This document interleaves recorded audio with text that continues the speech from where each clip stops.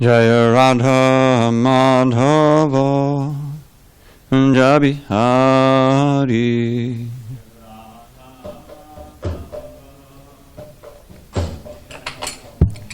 Jaya Radha Madhava Kunja Bihari.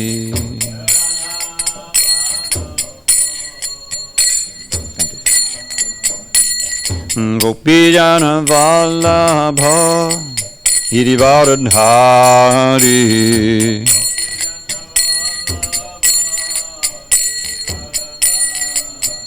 Jai Gopijana Vallabha Girivardhari.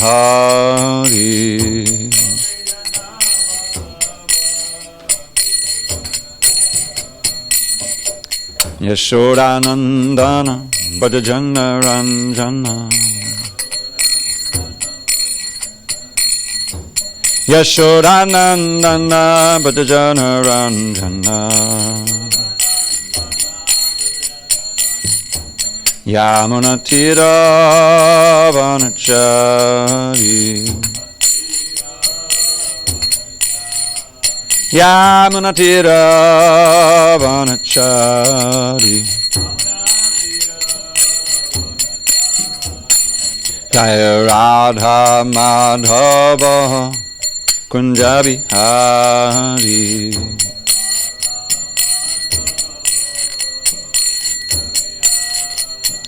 Jaya Radha Madhava Kunja Bihari.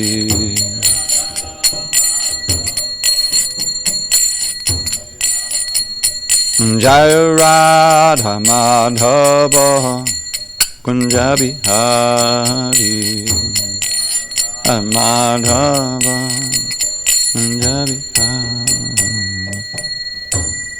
Jai Om Vishnupad Paramahansa Parudikacharya Ashtotar that Shri Srimad Divine Grace Srila A.C. Bhaktivedanta Swami Prabhupada Ki Jai. ISKCON BBT Founder Acharya Srila Prabhupada Ki Jai. Jai Om Vishnupad Paramahansa Parudikacharya Ashtotar that Shri Srimad Divine Grace Srila Bhakti Siddhanta Saraswati Thakur Ki Jai. Ananda Koti Vaishnavani Ki Jai. Namacharya Srila Haridas Thakur Ki Jai. Kwantaraj Srimad Bhagavatam Ki Jai. Samaveta Bhakta Vrinda Ki Jai. All glories to the assembled devotees. All glories to the assembled devotees. All glories to the assembled devotees.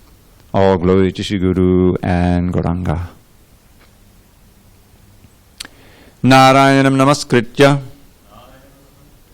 Narang Chaiva Narottamam Deving Saraswatim Vyasam Tato Jayamudirayet. Before reciting the Srimad Bhagavatam, which is our very means of conquest, we should offer our respectful obeisances unto Lord Narayan, the Supreme Personality of Godhead, unto Narayan Rishi, the supermost human being, unto Mother Saraswati, the goddess of learning, unto Srila Vyasadeva, the author, and unto Srila Prabhupada, the translator, commentator, and our spiritual master. Nashta prayesha bhadreshu Nityam Bhagavata Sevaya Bhagavatyuttama Shloke Bhakti Bhavati Naishtiki.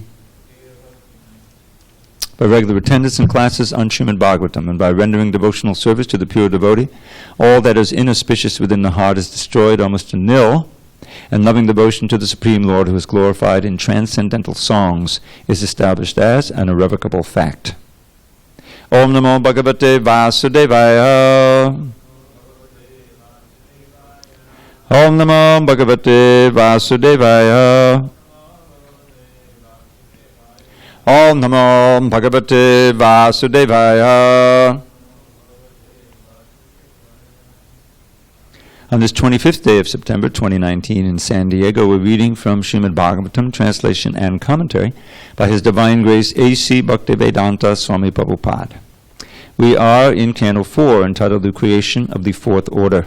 Chapter 19, we're beginning chapter 19, King Prithu's 100 Horse Sacrifices. And we are on text number 1. Maitreya Uvacha Atha Dikshita Rajatu Hayame dashaten saha Brahma varte mano chetre Yatra prachi sarasvati Maitreya uvacha Atha dikshita rajatu Hayamed hashaten saha Brahma varte mano chetre Yatra prachi sarasvati. Go ahead, Glenn. Oh, I'm sorry, go ahead. Maitreya uvacha Atha dikshita rajatu Hayamed hashaten saha Brahma varte mano chetre Yatra prachi sarasvati. Damara. Maitreya uvacha Atha dikshita rajatu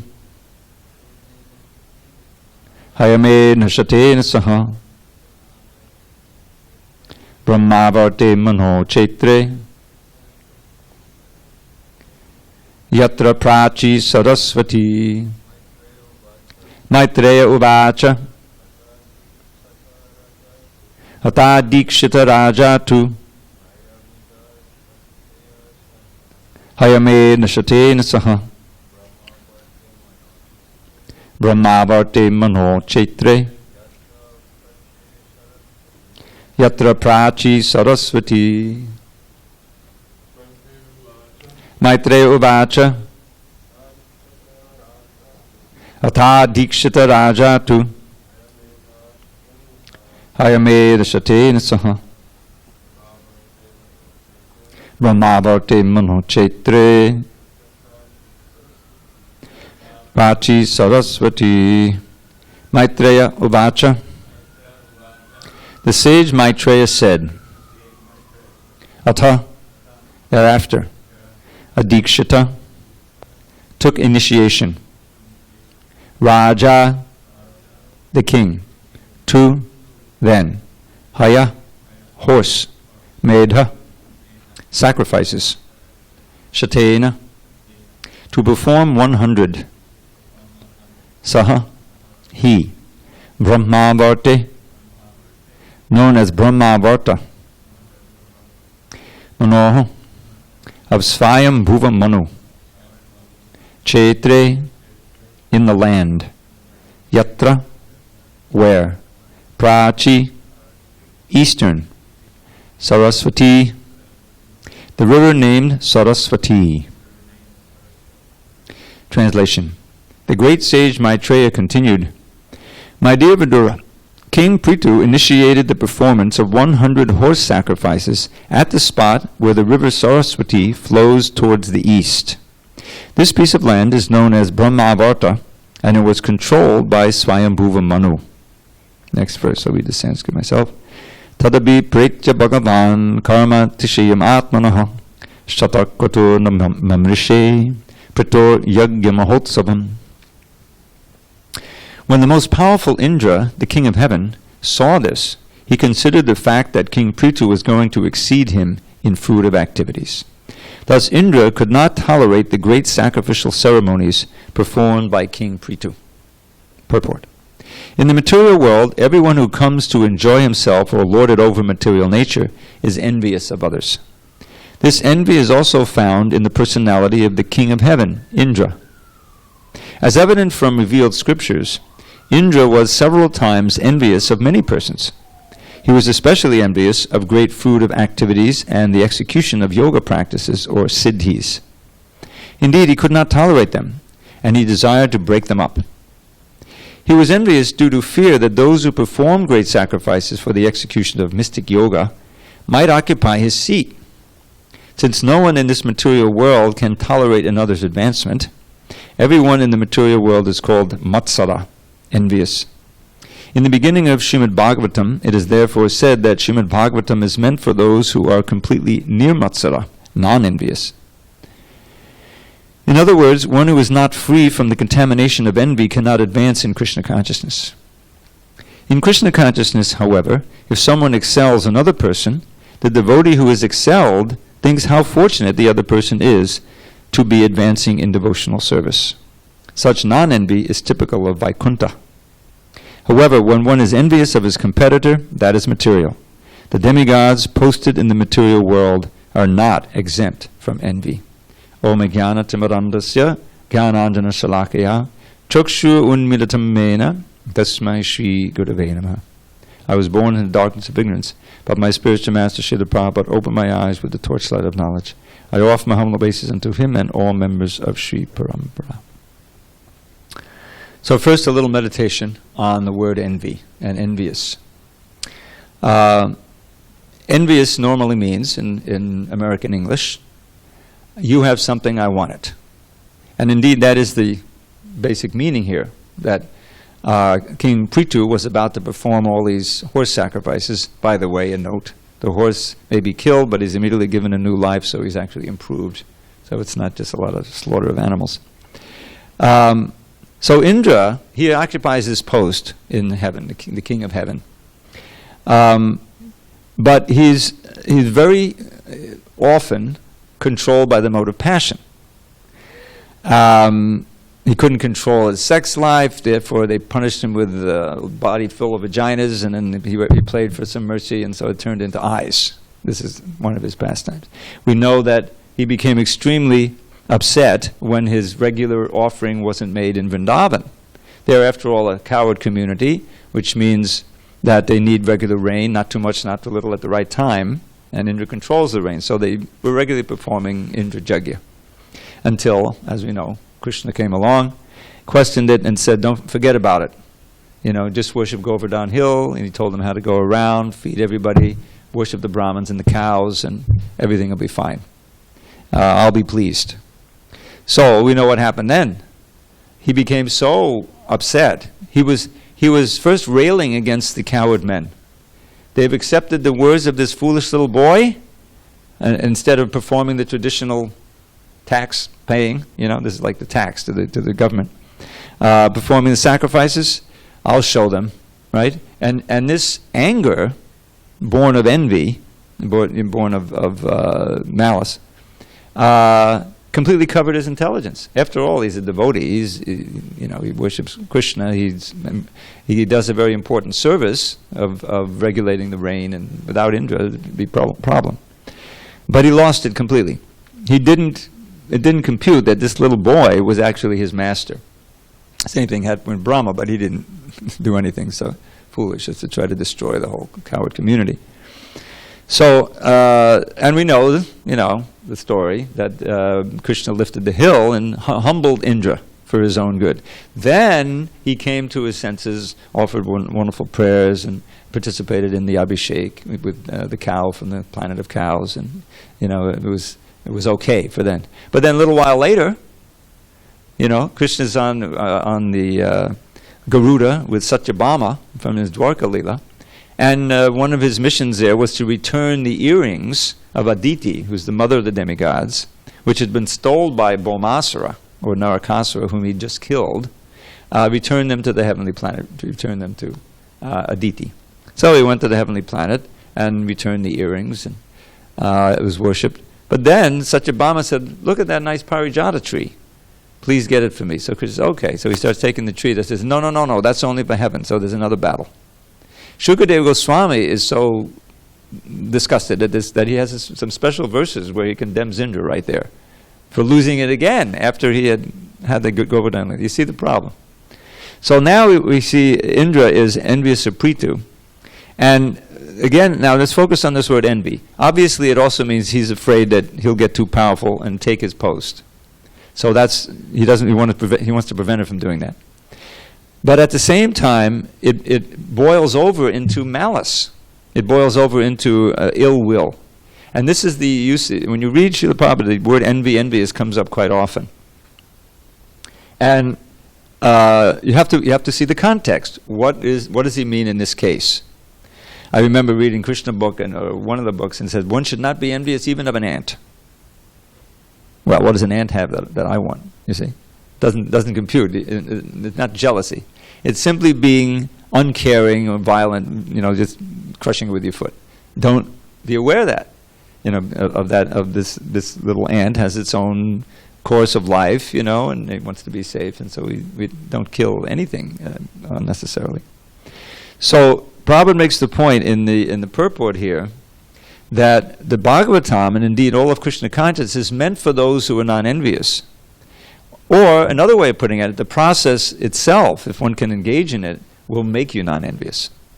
And how does that work? Well, first of all, the very important statement in the Bhagavatam, right? Prabhupada said at the beginning, second verse actually, Dharma projitakaita votra padamo nirmatsaranam satam vejam. That's where the non-envy comes in. So the first statement is that in this Bhagavatam, all the cheating religion is kicked out. In other words, what we're aiming for here, and Narada Muni, he instructed Vyasadeva to write a book wholly and solely about pure devotional service. So he's making that statement right at the beginning. There's no question of any fruit of desire in the Dharma. Now this kind of activity of horse sacrifices and all these things, there's some fruit of desire there. This is not simply engaged. Krishna doesn't want you to kill 100 horses for him, But it's there in the Vedas, karma kanda, it's the authorized way, and we see a lot of horse sacrifices being performed. But in Krishna consciousness, you never hear of anything like that. There's no question of killing any animals.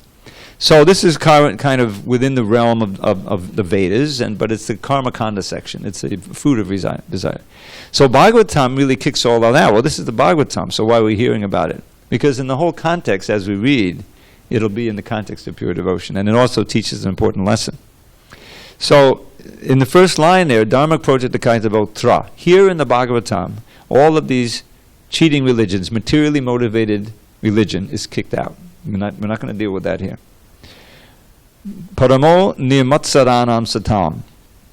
Vejam. It is understood vejam by those who are nirmatsara. Probably refers to that word here. Free of all envy.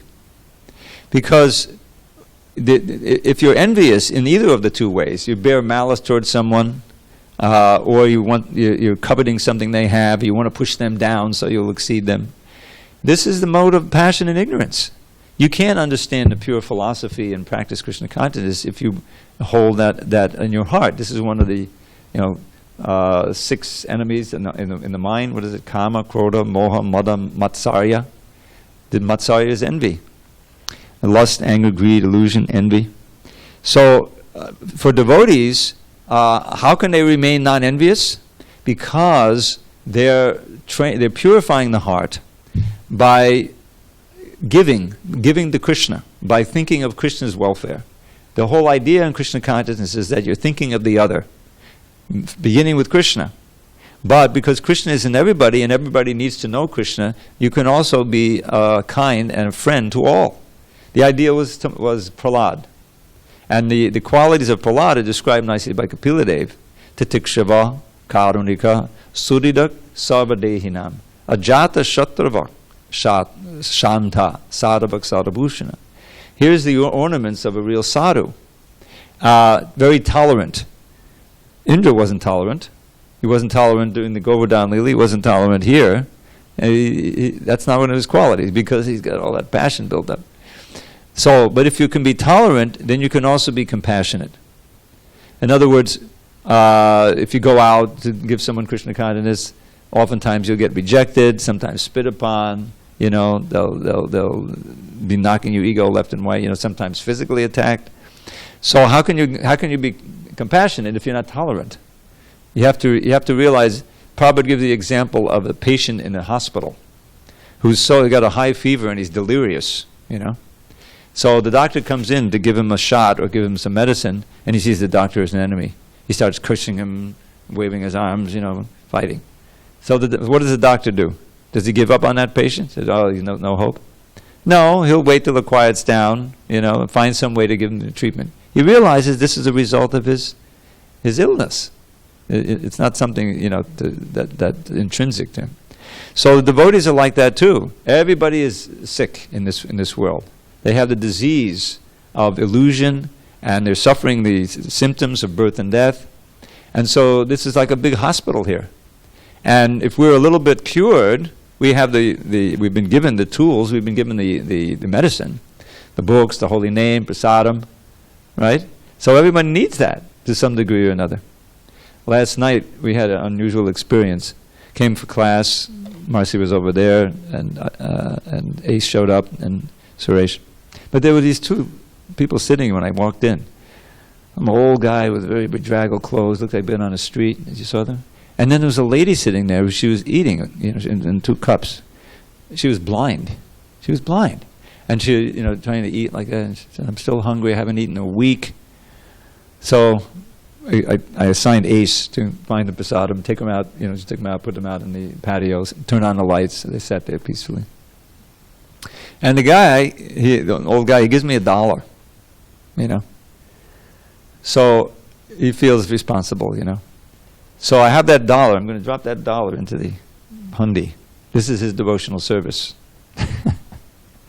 So, it's tragic. In this country, these people should be taken care of. They should have a place to live. I don't know how they got here. They came from El Cajon somehow on the bus, blind lady and the old guy trying to take care of her.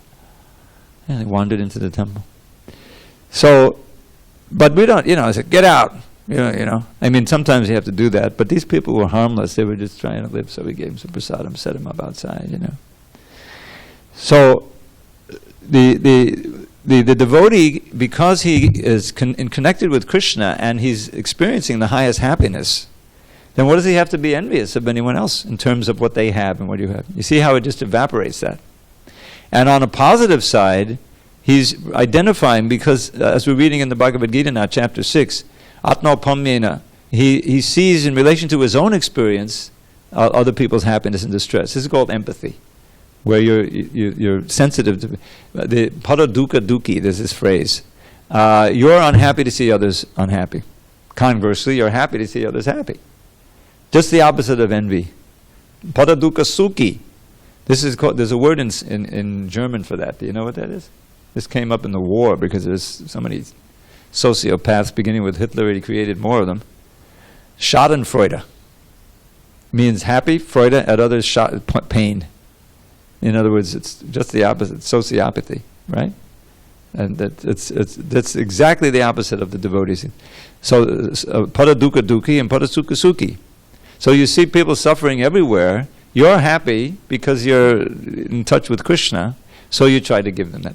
Prahlad is a perfect example. This whole movement, the preaching movement, the mentality and the consciousness of preaching is based on these teachings of Prahlad, or he perfectly condenses them and expresses them in these verses, 2 verses. He's praying to Lord Nrsingadev. Near the end of his prayers, he has this verse.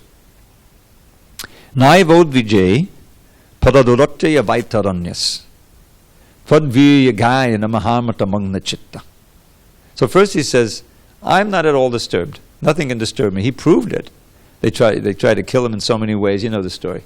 And he was simply meditating on Vishnu. He wasn't affected. So na udvijay, I'm not disturbed. Paradoracchaya vaitaranyas. You're on the other side of the ocean, of the Vaitarani river, between the material and the spiritual world. And I'm with you because I'm always thinking of you, so I have no problem at all. Because, and then he says the technique.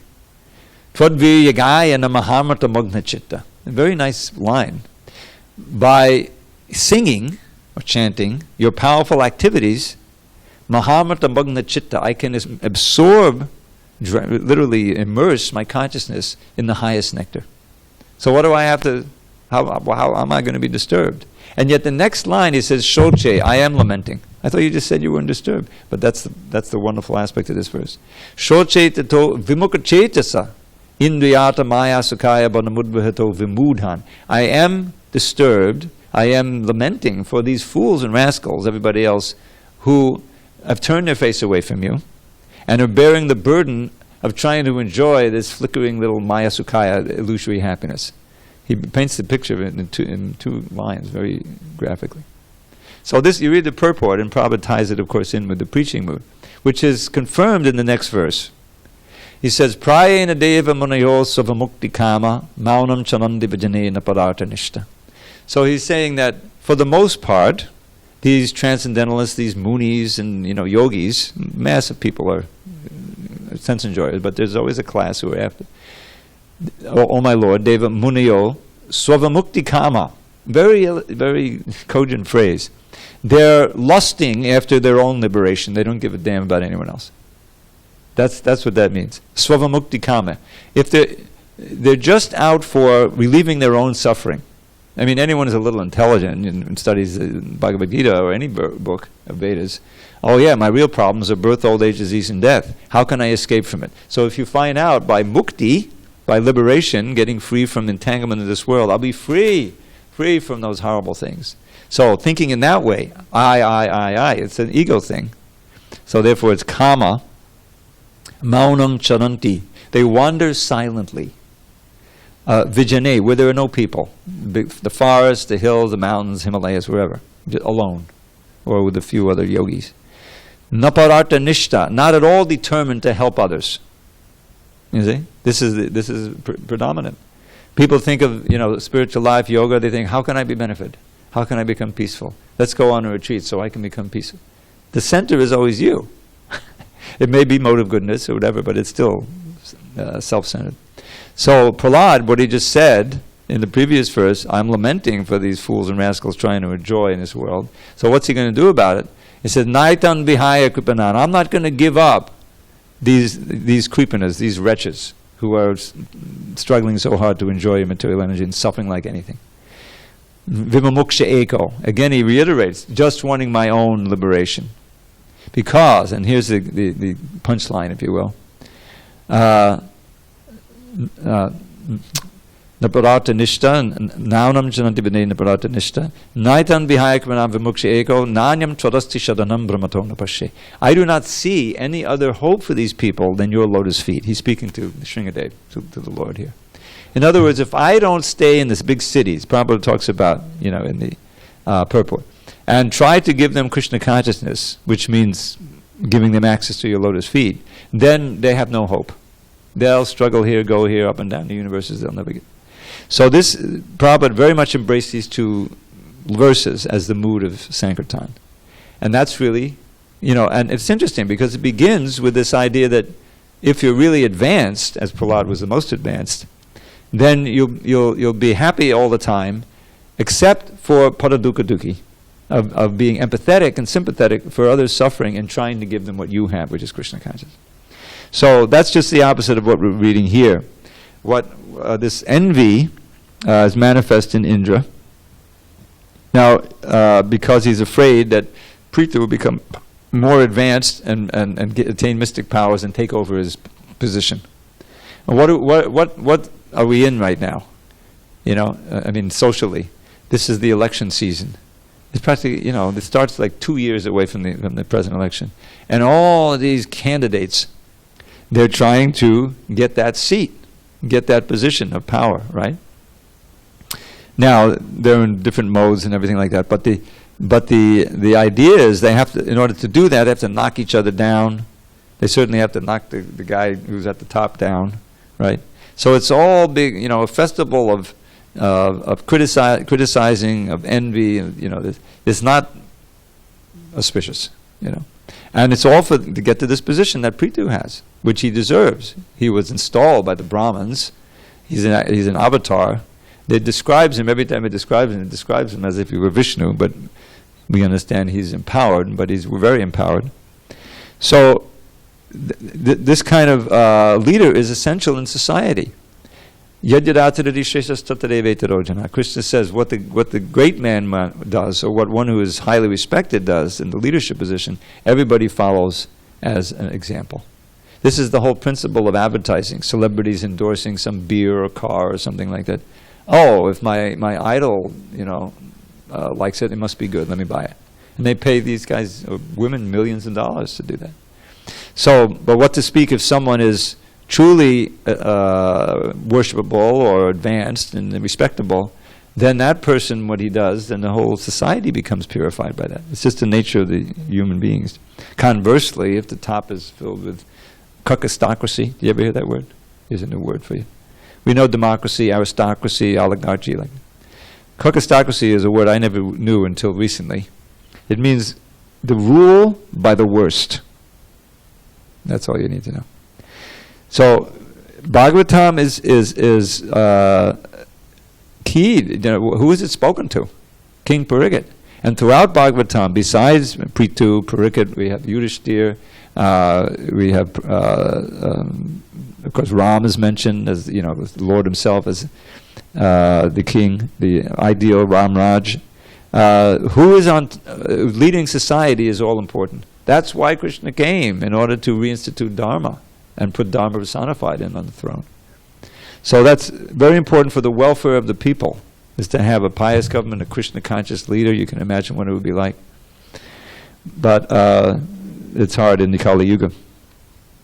So Prabhupada said this non-envy is typical in Vaikuntha. And he gives the example that if devotees are serving in so many ways, another devotee does something very nice for Krishna, that's pleasing to you. You glorify them. Why? Because your desire, your focus is on Krishna's pleasure, not your own. You see? You don't see it as he's getting a step ahead of me, like that. You're seeing it as, oh, Krishna is being so pleased, how wonderful that is. And you can see how that will produce a completely harmonious society. But we didn't want that. We wanted to be the enjoyers, and so we had to leave that society. That's why we're here. So to get back there, we have to come to this point of nirmatsara. And that's what Bhakti Yoga does, cleaning the heart and also practicing giving it to others. Why is it so potent, the preaching? Because it's so pleasing to Krishna. The more Krishna is pleased, he sees you're trying to give him, then you'll become, it'll be easier for you to advance in your personal bhajan. After all, what are we trying to do? We're trying to perfect our absorption in thinking of Krishna. Well, that's not something completely in our own hand. I mean, we have certain ability to take our attention from here and put it on here because we're human beings. Animals don't. Whatever the senses drive you to, you're going. Instinct. But human life, you can decide what to think about, what to read, what to hear, who to associate with. But still, you got to get to Krishna's mercy to be able to become absorbed in him. He's, after all, giving you remembrance, knowledge, and forgetfulness, right? Sarvasachaham hridi sannivishto matak smati jnanam apohanangcha. He says, I'm in the heart as the super soul. So the super soul, Krishna, he makes it easier for you to concentrate on him and make you more attracted to everything concerning Krishna when you're undergoing some austerities for his pleasure. It's like that. And that's why these two tracks have to be going the same. That there's Sankirtan and there's also bhajan. Both are essential. You can't have one without the other. There has to be your own personal bhajan, your serious meditation on Krishna, study, and all the things we do in the temple. But there also has to be some outreach, so that you feel that you're. Yesterday I made a confession at the class. And that is because the verse was referred to, 1868 and 69. Does that ring a bell? Does near the end of the Gita, obviously. And Krishna is describing the glories of hearing the Bhagavad Gita. And in 1868 and 1869, he says, 68, for one who explains this supreme secret to the devotees, pure devotional service is guaranteed, and at the end he will come back to me. And then he says, Nachatasma manusheshu kasyan me priya kritama. There is no servant in this world more dear to me than he, nor will there ever be one more dear. So this is my secret motive for giving Bhagavad Gita class since 1983, when I went to Miami. But of course, this is my duty, and Prabhupada wanted it. He very much wanted an evening program, which would be Kirtan, the Gaur Arti. You remember the Gaur Arti? Yeah, probably they do that in Mayapur. They used to do it in New York. I mean, they probably are again. The whole meditation on Lord Chaitanya's Mahaprakash, right? He's being worshipped by Brahma and everything, on the bank of the Ganges. And then, Hare Krishna Kirtan. Imagine a temple with like 80 devotees, 60, 70, 80 devotees jumping up and down. And I always notice the difference in the mood. The morning, everyone's there, but it's very meditative. The lights are out, just like we have here. And it's you're meditating on the spiritual master. Kirtan is fired up, but it's just a few minutes. But in the evening, the lights are up, begin with. And everyone, relating to each other more. Anyway, that was the program Prabhupada started. And during the day, a lot of work for Krishna, to preach, and cook, clean, keep the temple, whatever is going on. And everybody, from top to the bottom, joins in the morning and the evening. And all of these designations are forgotten. Who's the temple president? Is it? Forget that. Just Hare Krishna, Hare Krishna. Because ultimately that's who we are in the spiritual world. We're all serving Krishna together. And there's no envy. There's just encouragement. Okay. Yeah.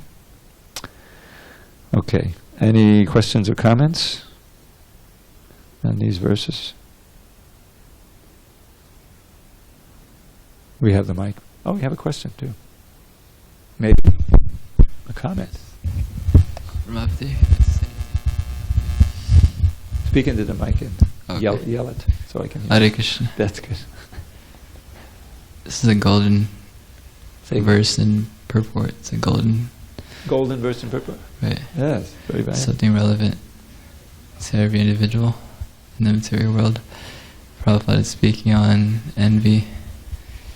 And I remember hearing a class on this verse, so it's nice revisiting this knowledge. I've heard that, is it true it's that Indra, when he was trying to sabotage Pritu's sacrifice. Yeah, I didn't talk. He disguised himself as a sannyasi. As a sannyasi, and a few times he did like that. Yeah. And then the Brahmins were advising Prithu Maharaj Prithu Maharaj was thinking of killing him. Yeah. But then he decided not to. And then what I've heard was that it was actually more pleasing to Vishnu than if he were to actually proceed and complete the horse sacrifice, because he was just being the bigger person, allowing Indra, to remain in his position. I think this is... There's also a point, I don't know if you're going to say, that Prabhupada said this is the beginning of the degradation of the sannyasa ashram. Did he even say this is the beginning of irreligion in general? Maybe, I forget. Oh no, the same thing, yeah. Yeah. I just think this is a shining shastric example of envy, being so bad that he's to the point of sabotaging another person. I mean, I think if we're not free of envy, we may find ourselves perhaps jealous of another devotee if they have some certain skill that we desire, or so many things that we could be envious of. So my question is how do we we're controlling, how do we control the senses so we don't even reach that point of even contemplating, when lust gets out of hand, we may act on it. If greed gets out of hand, we may act on it. If anger gets out of hand, we may act out of it. So how do we don't even get to that point of acting on our own envy, or not even thinking about it? Well, it all comes back to the I don't know what to say. The refinement or the quality of your sadhana.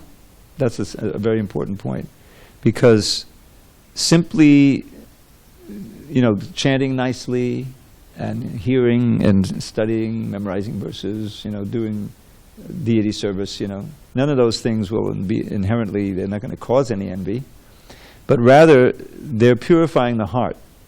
And so by experiencing the bhakti rasa, even in a neophyte stage, we experience that, otherwise you couldn't go on from day to day. We're experiencing some kind of bhakti rasa. That automatically mitigates, what do I have to be envious for? I've got my own service, and I'm thinking of Krishna, I'm reading Krishna book, and there's some appreciation there. In other words, you're getting enough juice out of your own service, and that kind of is an antidote to envy. Because why be envious? You're envious when you don't have something or you feel threatened, But no one can take away this source of happiness. Who's going to say, okay, stop chanting Hare Krishna now? This is why I joined Hare Krishna. Because when these ugly yoga studios, there's always a point where you have to stop chanting Hare Krishna, stand on your head, or do something, I said, forget that. I'm going to a place where the more you chant, the more they like you. And I ended up in Hare Krishna. But that's the source of the greatest pleasure. If you're chanting nicely, you're appreciating the holy name, on Harinam and your beads or whatever, then that automatically mitigates the tendency to be envious of others. And indeed, you realize, why am I experiencing this? Because what I'm doing is pleasing Krishna to some extent, and he's giving me that. So if you understand the philosophy, then when you see another devotee do a nice service, you'll appreciate it. Just like Mother Sampada, she is empowered to dress these Radha Krishna deities so beautifully. Whenever she dresses, there's a wonderful symmetry, and I mean, it's really nice. Not that the others don't do nicely, but it has a certain, and I've told her that. And what a wonderful service. I mean, anyone who comes in the temple, devotees, will be blessed by they're always beautiful, but, the added beauty. So, I'm not envious of Mother Sampada, we're all working together. One way of doing it is just to be, intelligent and contemplate for a while all the devotees who went into making this temple. I mean, we're enjoying the service of 100 devotees or 50, whatever it has been, who painted this little corner here and helped design it, and Guna Goswami Maharaj and everything. And you realize, how wonderful it is that their service we're benefiting from, and you feel very warm to them, and you thank them in your heart.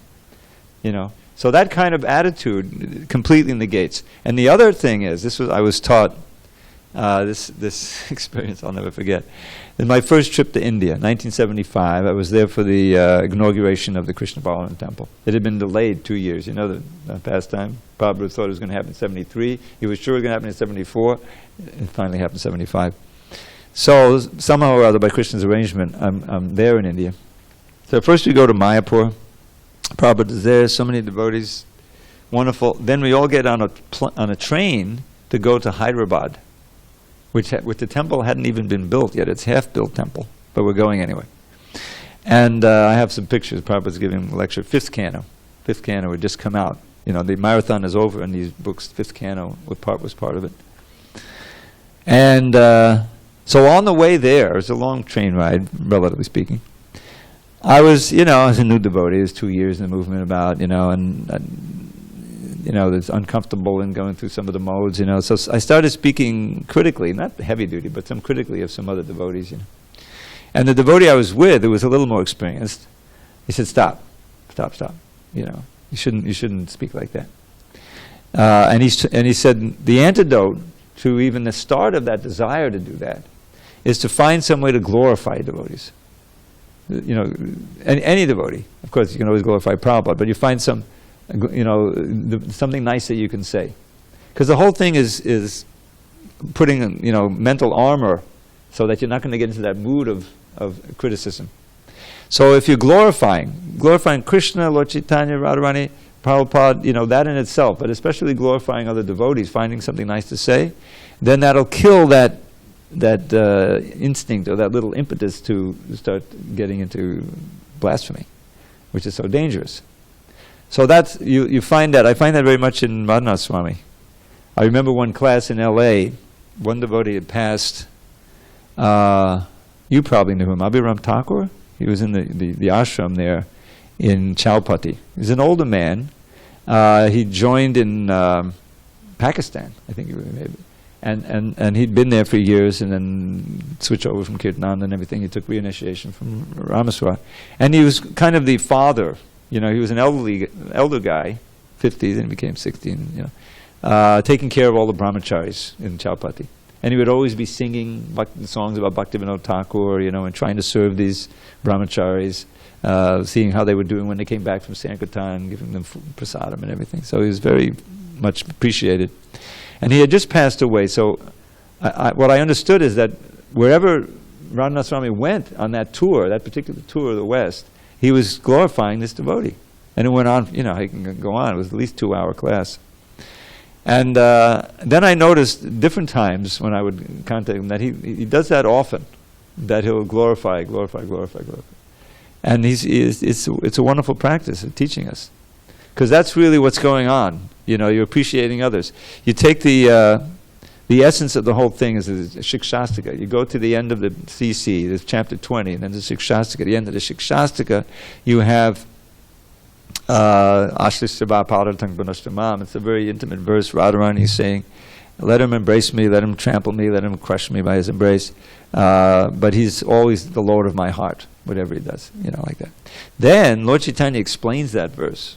And apparently he wrote that. But anyway, that's neither here nor there. There's many verses. And the mood there is that Srimati Radharani is only concerned about Krishna's happiness. She's the ideal, the absolute ideal of devotional service. And she says something there that's, memorable. It's all memorable. If Krishna wants to be with another gopi, and I know that, then I'm going to go to that gopi and take her hand and and take her, to Krishna, and I'll be completely happy and satisfied. And you see, when you read about, the gopis, that their whole business, the Sakhis and then there's the Manjaris, is arranging for Radha Krishna to be together, and they're happy to see them together, more so than to be with Krishna himself, So that's the whole mood, is that Atmandriya Pityavancha Dare Vale Kam, Krishnandriya Piti Icha Dare Prem Nam. This is 4th chapter of the Adi Leela. And he gives the distinction between kama and prema, which is very important because we're here because of kama. We've let our prema curdle into kama by turning our back on Krishna. And we're trying to enjoy that Ladani Shakti by we being the center of enjoyment, and it turns into pain. So he defines it. Kama is desire to satisfy one's own senses, and prema is desire to satisfy Krishna's senses. And that means that, there are all these devotees, if I can encourage someone to do some devotion, what is preaching but to try to bring them into the sangha of devotional service to Krishna, adding another servant for Krishna, right? Then that's prema, and that's the spiritual world.